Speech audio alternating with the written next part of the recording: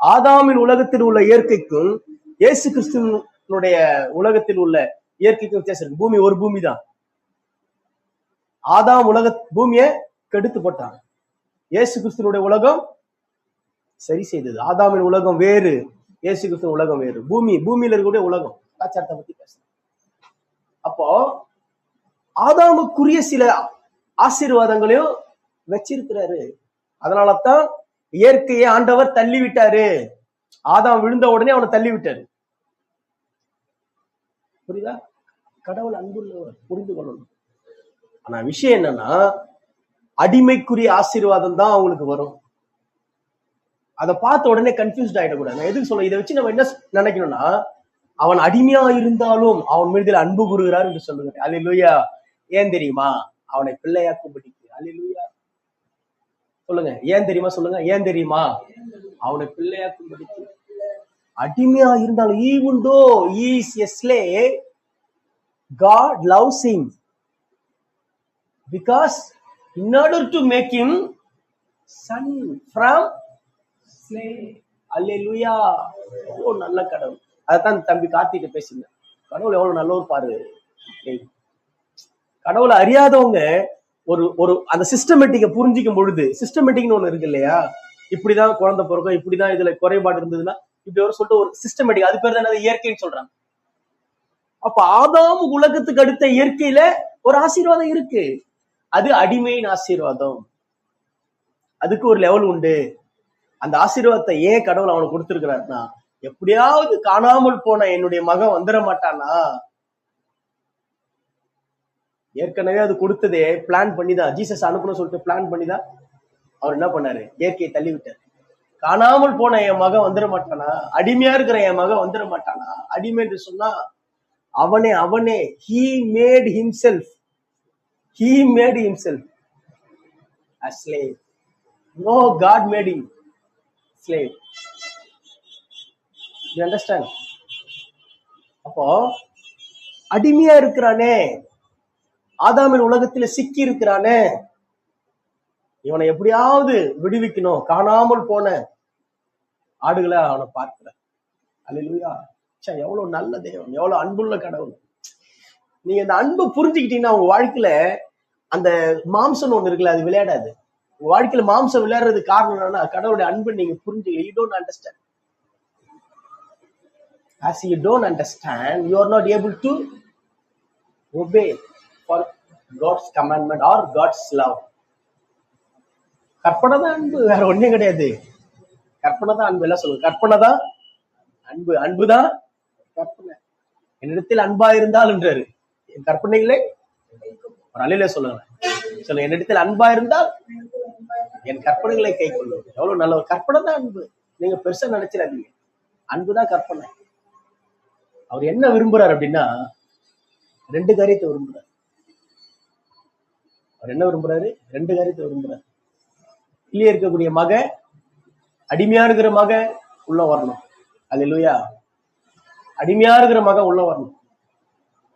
தன்னோடு கூட இருக்கிற மக தன்னை போலுமா. ஒரு அல்ல சொல்லு. மத்தேயு லூக்கா 15:24. லூக்கா 15:24. நான் ஆண்டவர் என்னிடத்தில் இந்த வார்த்தையை பேசினார். எனக்கு ரொம்ப கண்ணீரா, எனக்கு அப்படியே ஒரு மாதிரி நான் அப்படியே உட்காந்து கேட்டுட்டே இருந்தேன். அக்கா வந்து என்கிட்ட கேட்டாங்க, பாஸ்டம்மா வந்து என்கிட்ட கேட்டாங்க, என்னங்க முடிச்சிட்டீங்களா நீங்க அப்படின்னு சொன்னாங்க. ஏன்னா அந்த இடத்த எனக்கு கொஞ்சம் விடுங்க அப்படின்னாங்க. அப்போ உடனே இல்லம்மா, எனக்கு ஆண்டவர் இது எத்தனையோ டைம் அந்த வசனத்தை நான் வாசிச்சிருக்கிறேன். ஆனா ஆண்டவர் புதுசா என்கிட்ட பேசினாரு. எனக்கு ரொம்ப அப்படியே நான் அப்படியே டீப்பா உட்காந்துட்டேமா. நான் பெருசாலாம் நான் பெரிய ஜெபத்துல ஆழ்ந்த சிந்தெல்லாம் போல, அப்படியே உட்காந்துட்டு இருக்கேன். அப்படியே பேசுறாரு. எவ்வளவு நல்லவர் பாரு. லூக்கா 15:24. என் குமாரனாகிய இவன் மரித்தான், திரும்ப உயிர்ப்பித்தான், காணாமல் போனான், திரும்பவும் காணப்பட்டான். அல்லேலூயா. அதாவது அப்பாவினுடைய, அதாவது இந்த இடத்துல இயேசு கிறிஸ்து ஒரு ஓமையை சொல்றார். ஒரு அப்பாவுக்கு 2 மகன்கள். அதுல இளையகுமார் என்ன பண்றான்னா, அப்பாவுடைய சொத்தெல்லாம், அந்த அப்பாவுக்குரிய அந்த எல்லாமே லைவ்லிஹுட் எல்லாத்தையுமே அவன் எடுத்துட்டு என்ன பண்றான், தூர தேசத்துக்கு போய் வேசிகள் இடத்துல போய் அதாவது பாவத்துல செலவழிச்சு கடைசியில பண்ணி தவிட்ட சாப்பிடக்கூடிய நிலை அவனுக்கு உண்டாச்சு. அது கூட கிடைக்கலன்னு சொல்லிட்டு பாக்குறேன். அப்ப அந்த இடத்துலதான் என்ன பண்றேன்னா, எங்க அப்பா வீட்டுல எவ்வளவு பூர்த்தியான உணவு உண்டு, எவ்வளவு வேலைக்காரர்கள் இருக்கு. அதனால நான் மகன் சொல்லிக்கிறதுக்கு அருகதை இல்லை. ஆனா எங்க அப்பா வீட்டுக்கு நான் திரும்பி போவேன். அட்லீஸ்ட் ஒரு வேலைக்காரங்களை ஒருத்தர வச்சு இருப்பேன்னு சொல்லிட்டு நினைச்சு இவன் திரும்பி போன உடனே அந்த அப்பா என்ன பண்றாருன்னா, கட்டி அவனை அணைத்து அவனுக்கு மோதிரத்தை கொடுக்குறாரு, வஸ்திரத்தை கொடுக்குறாரு, பாதரட்சை கொடுக்குறாரு, அவனுக்கு கன்று குட்டி அடிக்கிறாரு.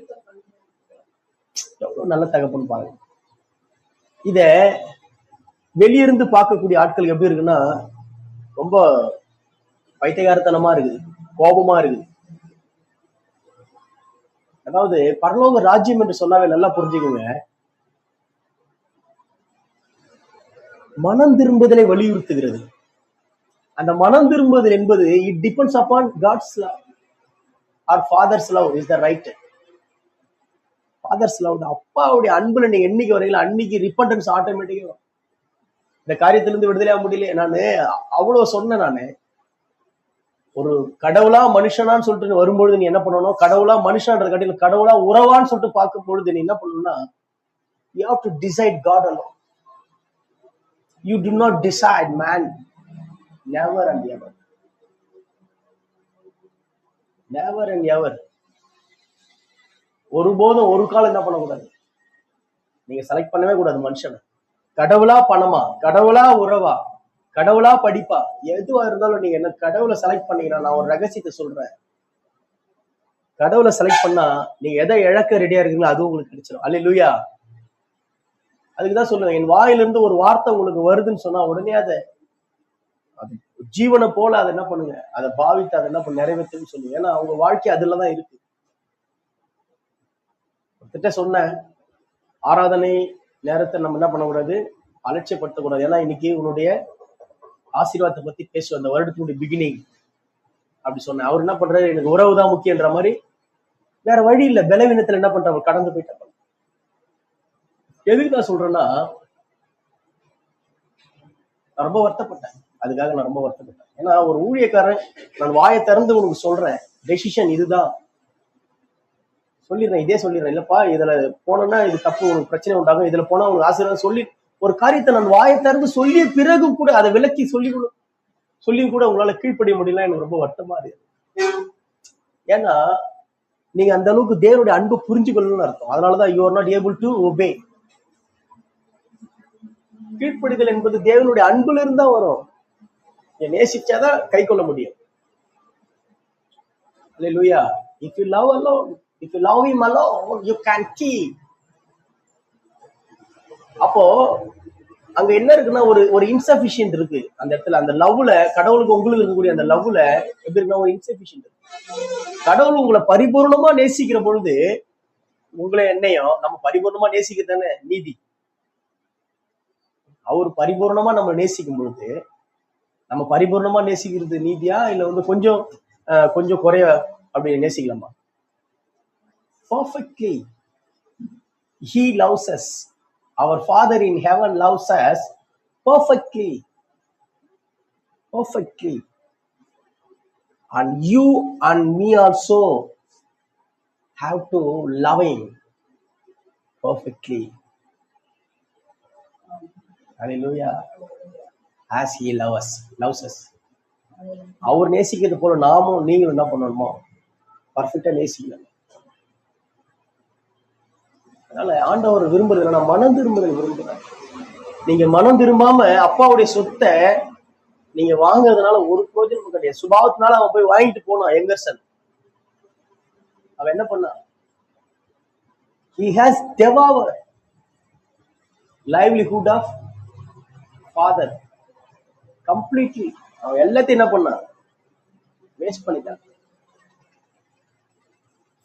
அதனால ஆசீர்வாதத்தை சுதந்திரிப்பதற்கு எந்த மட்டும் நீங்கள் ஆவலா இருக்கிறீர்களோ அதை காட்டிலும், அல்லது அந்த மட்டும் கூட வச்சுக்கங்க, நீங்க அவருடைய அன்புல நீங்க வேறுன்றதுக்கு ஜாக்கிரதையா இருக்கு. அவருடைய அன்பை நம்ம அசட்ட பண்ணக்கூடாது. பணமா அப்படி வரும், செக் வரும்போது அப்படியே தூக்கி எறியணும். நீ பணமா கடவுளா எனக்கு வந்தது. எத்தனையோ ஆண்டுகள் கழிச்சு ஒரு எங்க நான் சொல்லியிருக்கிறேன் என்னோட சாட்சி. என் சாட்சி நான் பெருசா பேசுறது இல்லை, ஏன்னா அவருடைய சாட்சி பெருசா இருக்கிறதுனால என் சாட்சி நான் பெருசா பேசுறது இல்லை. இருந்தாலும் ஒரே ஒரு மட்டும் சொல்றேன்.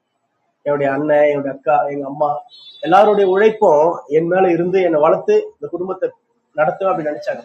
அதன் அடிப்படையில எனக்கு ஒரு வேலை கிடைச்சது. ஹுண்டாய் மோட்டார் இந்தியால ஒரு வேலை கிடைச்சது, அப்ரண்டிஸ் கிடைச்சி அதுல ஒரு வேலை வாய்ப்பு கிடைச்சது. ஆண்டவர் இடத்துல ஊழியத்துக்கு போகும்படிக்கு ஆண்டவர் எனக்கு கட்டளையிட்டபடினால நான் அந்த வேலையை விட்டுட்டேன். வேலையா ஊழியமா அப்படி பார்க்கும்போது ஆண்டவருடைய வார்த்தையா அப்படின்னும் போது ஆண்டவருடைய வார்த்தையை நான் செலக்ட் பண்ணேன். அதனாலதான் இன்னைக்கு எனக்கு எல்லாத்துலயுமே கேரண்டி வாரண்டி இருக்கு. எல்லா விஷயத்திலும் ஆயுசு நாட்கள், ஆரோக்கியம், பிள்ளைகள் விஷயத்துல, பணத்துல, என்ன காரியம் இருந்தாலும் கேரண்டி வாரண்டி இருக்கு. கேரண்டி வாரண்டி இல்லாத மனுஷன் யாரு? அவன் புறஜாதியன், கடவுள் இல்லாத அனாதை. நான் அனாதை அல்ல, எனக்கு ஒரு தகப்பனை நான் அடைந்து இருக்கிறேன். நான் அன்றைக்கு எடுத்த முடிவு, எனக்கு ஒரு அம்மாவை, எனக்கு ஒரு அப்பாவை, எனக்கு ஒரு சகோதரனுடைய அன்பை நான் பெற்றிருக்கிறேன். அல்லேலூயா. நம்ம எடுக்கக்கூடிய முடிவு சரியானதா இருக்கும். தேவ அந்த சித்தத்தின்படி சொன்னாவே ரியாலிட்டி. இந்த ரியாலிட்டி என்ன, உண்மை நிலை என்ன, அதுக்கு நேரம் நான் இருக்கும்பொழுது நீ எதை இழக்குறியோ அதை பல மடங்கு கையிலே கொடுத்துட்டு போயிடும். செக் பண்ணுவார், வேற எதுவும் இல்லை. இவன் மனசு எப்படி இருக்குன்னு உங்ககிட்ட போய் பிடுங்கி உங்ககிட்ட இருந்து வாங்கி ஆட்டம் செய்வார். இவன் மனசு எப்படி இருக்கு, இவனை தரிசனத்தை வச்சு நடத்தலாமான்னு பார்ப்பார், வேற எதுவுமே கிடையாது. Completely God is now speaking to you. I don't speak with my mind, I don't speak with my knowledge, please understand.